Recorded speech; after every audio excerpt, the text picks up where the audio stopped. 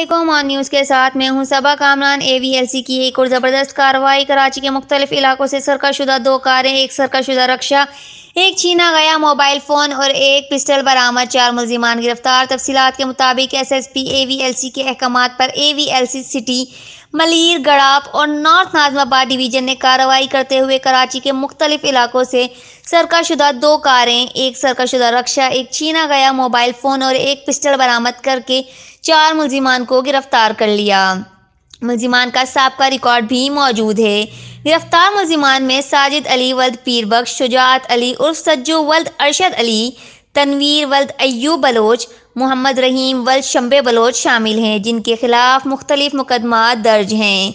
बरामद की गई कार का नंबर ASG 909 होंडा सिटी सरकशुदा थाना Defence, car number 2 BKZ 605 Toyota Corolla सरकशुदा थाना न्यू कराची, रक्षा नंबर D20 05231 साजगार सरकशुदा थाना अजीज़ाबाद, एक अदद छीना गया मोबाइल फ़ोन इन्फिनिक्स, एक ज़रब पिस्तौल, 7 राउंड जिंदा।